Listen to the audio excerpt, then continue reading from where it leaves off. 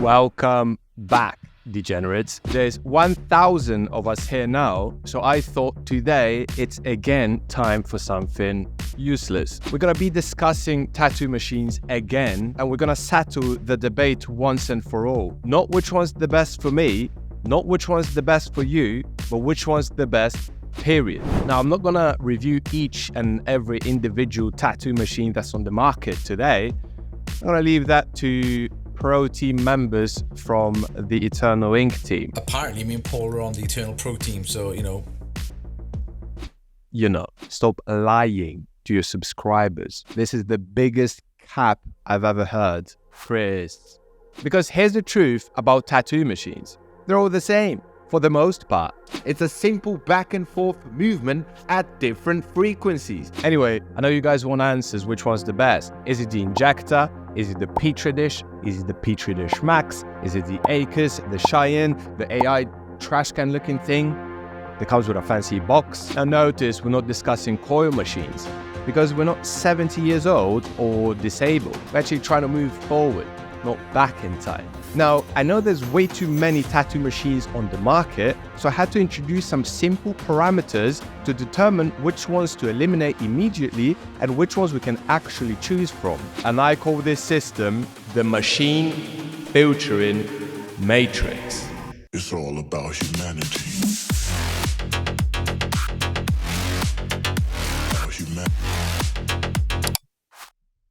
What you see here is another fake AliExpress FLUX machine, and it's going to be evident that's the fake one from the indicator lights, and also that one is considerably bigger than the original.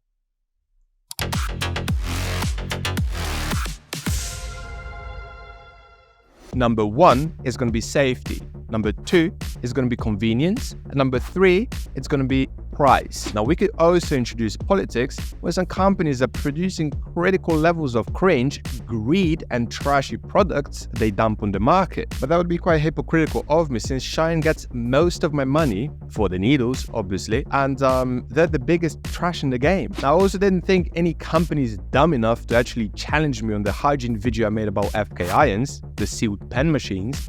But Cheyenne, in fact, is dumb enough to write a full blog post trying to justify their very own AIDS ones. Anyway, category number 1, safety. I want a machine I'm able to fully take apart easily, practically, and conveniently. And I want the companies to include clear instructions on how to do so. Now, conveniently is the key word here, because you can dismember any machine as long as you take the time and effort. And trust me, they make it difficult for you to figure out on how to actually open it. Now, some companies that actually use intelligence promote this feature because it is an essential feature of any professional equipment. What a cleaning feature. Are you guys nuts? It's not a feature, it's common sense. And then other primates pretend it's all fine as long as you use a membrane, which, of course, as we established prior, is retarded. So the machines that actually fail the first category, which is just safety, are completely out of question. Category number 2, we're going to split into 3 different subcategories. I need to stop saying the word category, I'm going to get dizzy. Customizability, ease of use, and design deal breakers. What is your name, sir? My name is the Deal Breaker. Ooh, and what brings you over to FK IRONS?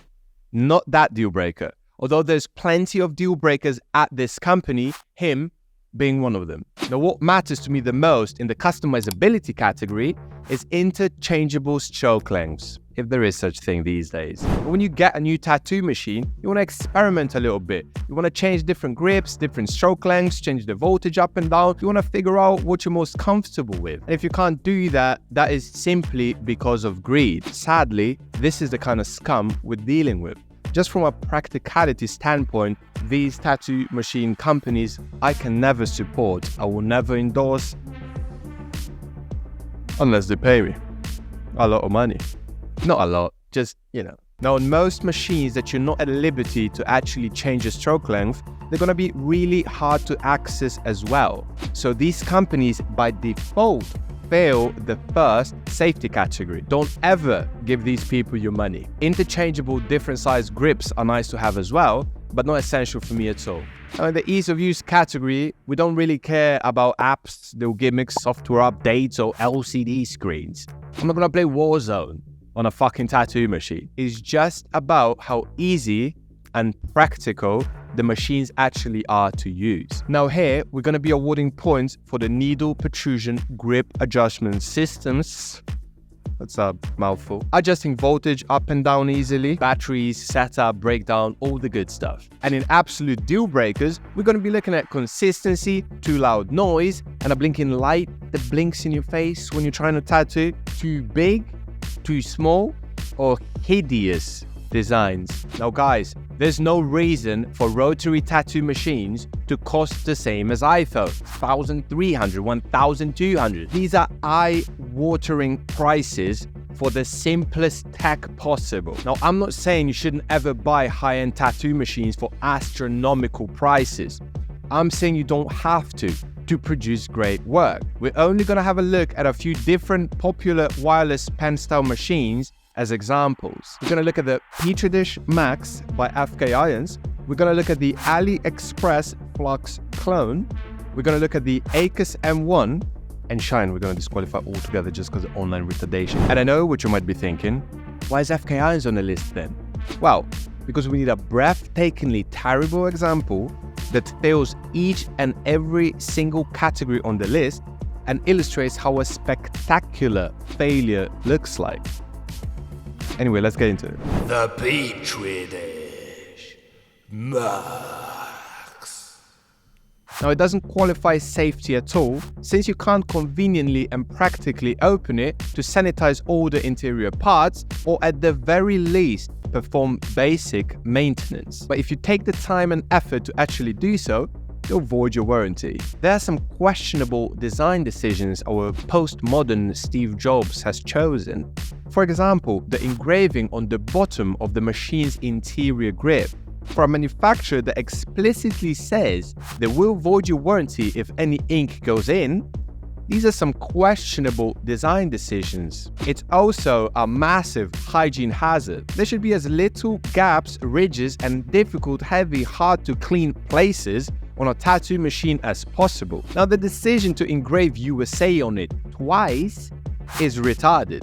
Is it to do with air pressure or just unnecessary branding? You be the judge. Now, I'd be done here already. If you can't pass a simple safety category, you have no business being in any professional's equipment arsenal. But in the interest of showing you how a complete manufacturing joke looks like, I will still put this Petri dish through my machine filtering matrix anyway. Now, customizability is basically non-existent with these series of trash pens at least, but you can change the battery or the grip, and that's it. Now, despite the claims they make and the mirage of customizability they put forth with the modular system, you can't actually change anything of significance other than color. Now, you have to purchase every different stroke length module, not just the cam itself. Now, to make absolutely sure you won't bypass the scam and use a different cam from a different manufacturer, to customize your machine the way you see fit, they've made the most unhygienic tattoo machine system, dumbest and most dirty drive system I've ever encountered. It's a very Apple way of doing business, pretending to know better in the interest of fucking over your customer. By tattooist, for tattoo. Yeah, those are all nice little gimmicks. The idea of customizable means to customize the machine you already own at minimal cost, like different stroke lengths, not a whole new different module with a different stroke length for $500 with different colors to signal your virtue. You know how they get these days. Now, granted, for a ridiculous price, you can actually buy different size grips for the Petri dish, but the grip and the color and all the rest of it, it doesn't actually matter if you fail the stroke lengths or just safety. Now, ease of use on the Petri dish Max could be good, and the ratchet grip system is a welcome addition to this machine because you can in fact clean it. You can clean the exterior shell of the machine and the ratchet disc itself. Now, it's flimsy as hell. I actually bought the 2.5mm stroke Spectra HEP and I was walking around the shop asking people if it's actually broken because it's got so much play. Listen to this. Do you hear this? And excuse the sunglasses, that was still from my eye issues or whatever. All this money for a machine, and it feels like the parts don't even fit properly. Terrible. However, I will award a point for USB-C charging, but now I immediately need to deduct that point because countless reports are coming in that these batteries drain overnight for seemingly no reason. Moving on to design deal breakers. Now, besides the machine's offensively cheap look and feel, not look, it actually looks quite good. I will give him that. On this product, there is a design dumber than anything you've seen thus far. The most annoying thing you can imagine, the blinking indicator light. However though, this is on the Petri dish FLUX, the first one, the OG one, not the new one with a new LCD screen, the fancy one. So the indicator light will change the colors to match the colors on the scale next to the numbers or in the numbers or whatever. It is the dumbest design I've ever seen, completely counterintuitive. On the fake one, you just have each individual number is gonna light up as you go up or down. Super normal, I suppose. But of course, the Elon Musk of the tattoo industry thought to reinvent an indicator. I mean, why won't the numbers just light up like on the fake one? And obviously, if you're colorblind, then you won't see shit anyway. Then you just have a blinking light or a normal light, which, trust me, there were complaints. Incredibly dumb. It's blinking in your face when you're on half volts, and it's blinking in your face when the battery is almost empty. I mean, if you suffer from migraines or epileptic seizures, you're not gonna like that. Now, I'm glad they brought out a new screen on a tattoo machine to make sure the battery drains quicker. Also, you can flip it. Moving on to price. All this nonsense and trash for $1,349. And they won't even include O-rings, any tools, anything. Fear not, if you want to cross-contaminate for a living, just go on Facebook Marketplace and pick up a used one. The place is littered with FK Irons machines, you know, because they're so good. Okay, so now that we know how the machine filtering matrix works, now let's look at the Chinese knockoff. Number one, safety. The Chinese FLUX passes the safety category with flying colors. Although I would appreciate the interior grip to just simply screw on the machine itself, one screw to undo is a minor inconvenience to access all the parts. Although it is a little bit annoying to then spray that shit as well. Instead of the bearing system the grip actually uses for the clickiness, I would actually prefer the FK Irons ratchet disc system or whatever they want to call it, because in fact it would be more hygienic. But based on the fact where they're located, they don't actually come in any direct contact with ink or any other fluids other than heavy disinfectants, I'll allow it. The ball bearing provides a perfect, satisfying clicky sound. Super nice, satisfying feeling with no play whatsoever, unlike moving to convenience. Now, the machine comes with 2 batteries included, and with some manufacturers, they might ship with different cams and stroke lamps as well. You can find and buy different stroke lamps yourself pretty easily, and then replace them yourself super easily as well, which is very appreciated. In fact, for me, it's a deal breaker if you can't. It's not actually a deal breaker, I'm lying, because I used this Shine Spirit for years. Now, my one was a 3.5, so I had to go out and source a 3mm stroke, and now it's perfect for me. Now, most people will prefer a 3.5, so if you're in the market for a new pen machine you can actually clean, get the 3.5. It's going to be a better all-rounder. The voltage is easy to adjust with an intuitive light that goes up and down the scale as you're moving the voltage up and down. Super simple, super intuitive, and unlike the FK Irons one, even if you're colorblind, in this case, you will still know where you are. Now, the batteries are extremely long lasting, and you get 2 of them with buying the machine, plus an RCA adapter. Now, that's not because the size, mind you. It's because the machines are super simple and don't require additional computing power for other fancy settings or eGive and stuff like that. It's basically just doing this.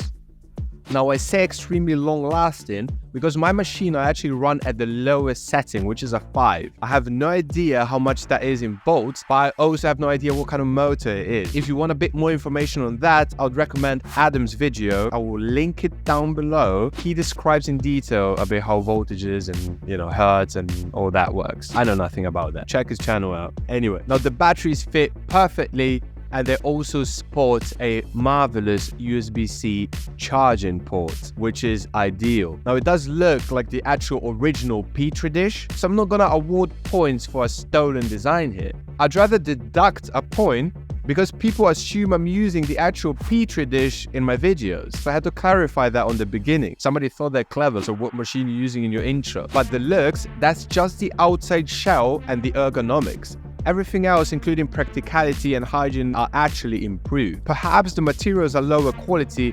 I have no way of testing that, and also I'm not an expert on metals and whatever, but who really cares? The machine works better, it's safer, done. I don't have any design deal breakers for it at all. I would prefer the interior grip to just twist onto the drive module, but like I said, minor inconvenience. Now, I didn't talk about the grip in the customizability category because I wanted to address that in the price category. The AliExpress FLUX cost $100 or £100, about the same price as a grip for the Petri Dish Max or the Petri Dish FLUX or the Spectra HEP or whatever. I'm calling it the exterior grip because that's what it is. It's not the full grip. This is the exterior grip.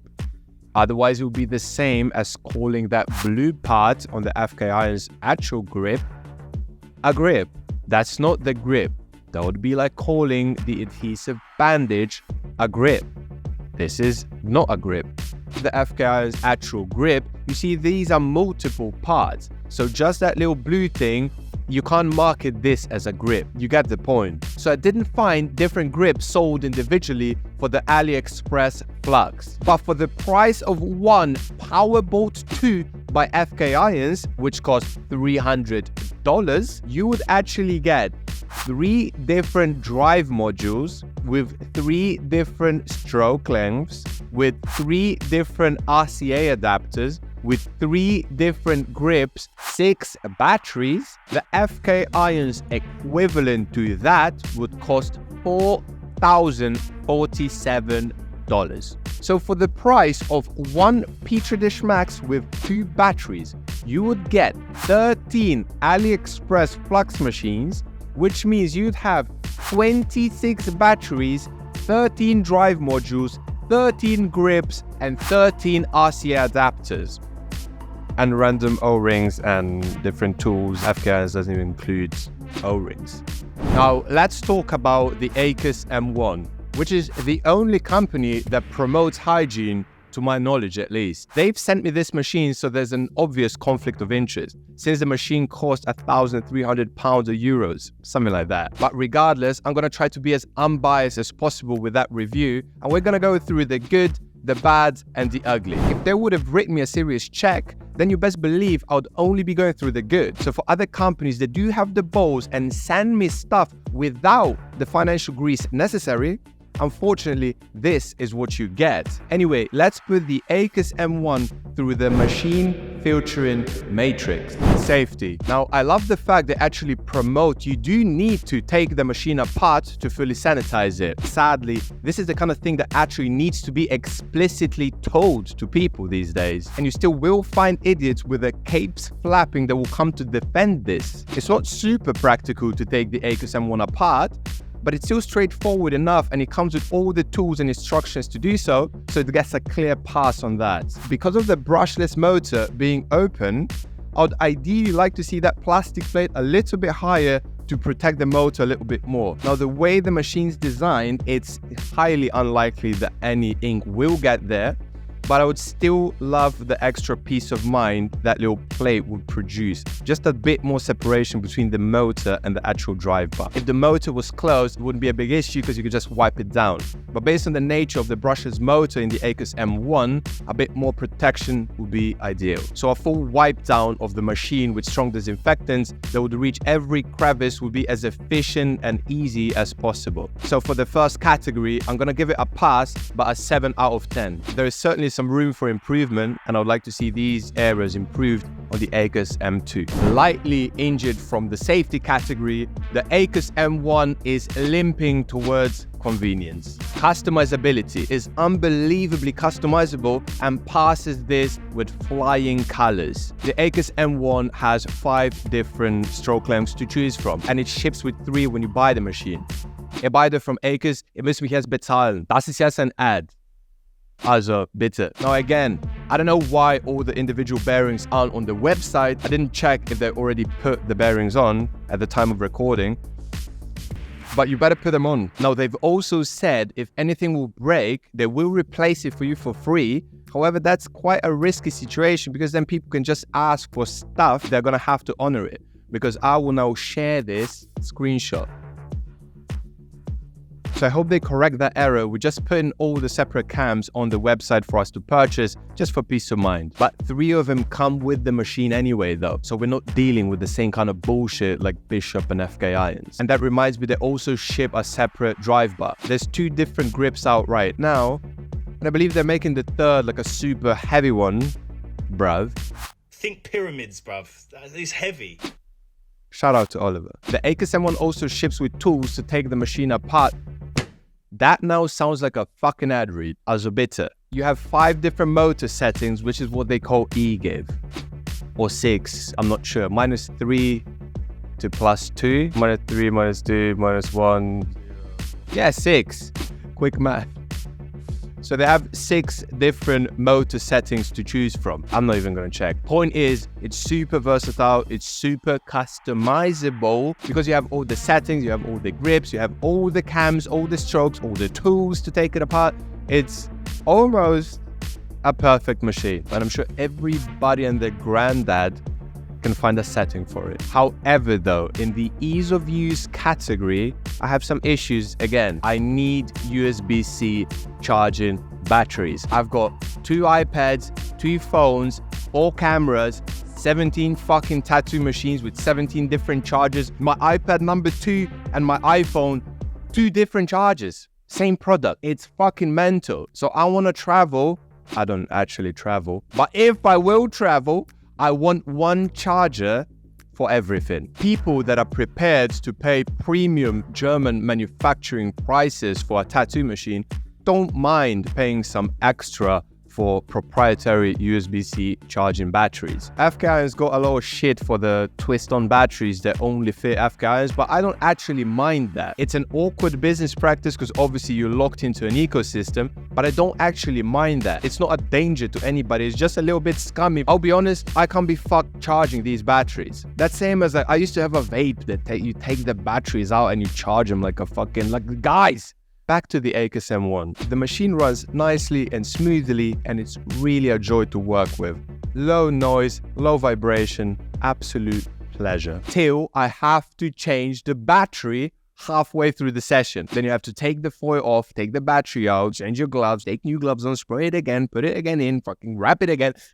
Nightmare. This is not a practical way of doing things, and convenience is everything to me. Just make a USB-C charging battery and we're gang. Now there is a problem for me how far the needle protrusion goes. I might be the only person with that problem since I'm using a 3mm stroke. And as far as I know, most people prefer a longer stroke, like a 3.7 like on that machine.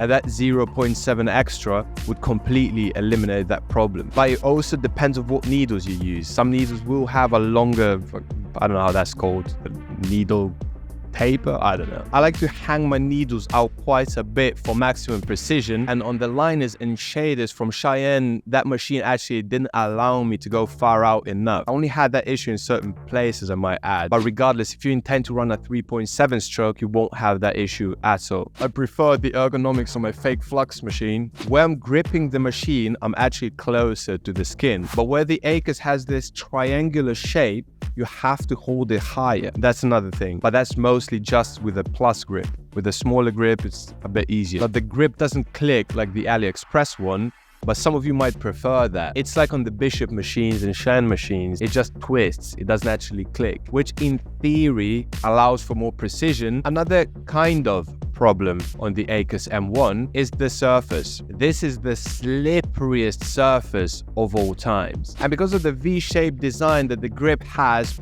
plus the slipperiest surface on earth, it is a little bit awkward of wrapping it in adhesive bandage. But in the name of aesthetics, I would never want to change the actual surface of the M1 because it looks absolutely fire with my CNC cut ceramic BRO3 watch from Bell & Ross, which is a diving watch that never seen the sea, the lake, or even a swimming pool. Overall, the ACUS M1 is a wonderful tattoo machine that's well worth the longer setup time. It has this special magic to it that only a few machines have, like the Injector V2. Now, this beautiful piece of German engineering clocks in at a whopping 1,280 pounds or euros, something like that. Super expensive. However, though, it comes with the machine, 2 batteries, 1 grip, 3 stroke lengths, replacement O-rings, spare drive bar and tools, and a fancy traveling case where you can carry your other drawing dildos. If you're like my friend over here and don't want to use the Chinese knockoff, in this price range, the ACUS M1 is the best option by a landslide. Better than Ink Machines, Critical, Bishop, FK, all of it. Compared to these companies, this is an affordable option, if you can imagine. And if you want e-give on your machine, this is the only option you actually have, meaning a safe machine with e-give. But I'm a strong believer in just simple direct drive machines where I'm in total control and the motor isn't doing anything fancy. That's in case I have to go to prison one day. I'm not gonna have e-give in prison, am I? So that's what I'm saying. To me, it's pretty much all the same, as long as they're safe, convenient, and easy to use. And they wouldn't have to be that customizable if the price was normal. Like the Shine Spirit, that was like £270 and it's just 1 stroke. Yeah, I get that. But if you're selling a £1,000 plus machine, it best be customizable to death, like the ACUS M1. Now, based on my machine filtering matrix, the Chinese child labor FLUX is the clear winner here. And at the moment, I'm still tattooing with it. And here's some of the work I've done with it. Now, degenerates, listen. Way too many of you ask me what I'm using, as if it matters. I'm the top G, guys. I can use an iPhone charger and smoke you. You don't suck because of your tattoo machine. You suck and no one likes your personality because you're a bad person. But for the beginners out there, just buy a Shine Spirit on the used market and off you go. You don't need any of these fancy machines and maybe a Shine Thunder for lines. You'll be fine with that. You don't need super expensive machines. I'm using that £100 fake Chinese machine. So there's no excuses. These days the machines got so good that in some cases the fakes are just as good as the originals, and in some cases better. And if there's a high-end tattoo machine manufacturer that produces machines with high-end materials and all that criteria that we described above, I'll buy this as well. Degenerates, thanks for watching. Stay toxic. I'll see you in the next one.